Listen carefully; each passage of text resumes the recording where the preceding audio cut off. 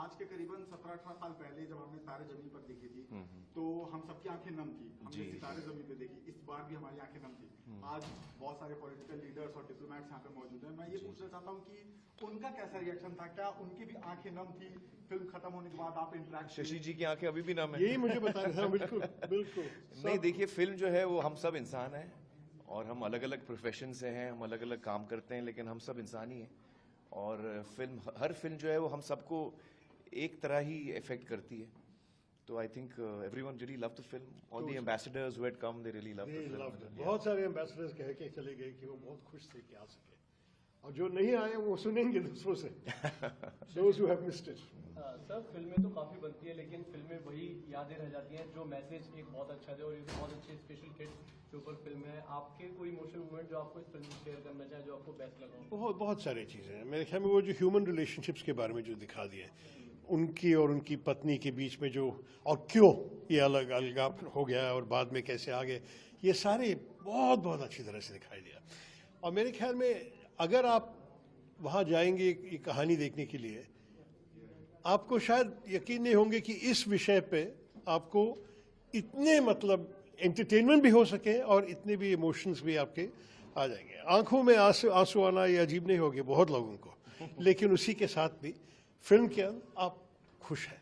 मैं अंत को बर्बाद नहीं करना चाहता हूँ, लेकिन मैं सिर्फ ये कहूँगा कि जो भी है ये हमारी अपेक्षा के जैसे नहीं होते हैं। सब कुछ में सरप्राइज है, अंत में भी सरप्राइज है, लेकिन फिर भी जिस किस्म से ये सिनेमा की संदेश आए, मुझे बहुत अच्छा लगा। और सारे लोग जो आए थे वो यही कह रहे थे, अलग अलग प्रोफेशन से, जैसे आमिर साहब ने कहा, लोग आए। एमपीज थे वहाँ, एम्बेसडर्स थे वहाँ, 3-4 जर्नलिस्ट भी आए थे। अलग अलग किस्म के लोग आके सारे के रिएक्शन बहुत पॉजिटिव थे। और एक बहुत महत्वपूर्ण मोमेंट था कि एक हमारे लोकसभा की स्टाफ अपनी फिजिकली चैलेंज बेटी को लेके आई थी, और उनकी खुशी देख के मेरे ख्याल में इनके आंखों में भी आंसू आ गए। वो बहुत खुश थी सिनेमा देख। इतना स्माइल कर रही थी वो, such broad smile on her face. बिल्कुल। Thank you so much guys. ऐसे बहुत कम मौके होते हैं जब फिल्में इतने बड़े लेवल स्केल पर चलती है। प्रेसिडेंट मैम ने भी इस फिल्म को देखा और बहुत प्रेज किया। कैसा आपको लगा? आपसे पर्सनली कुछ?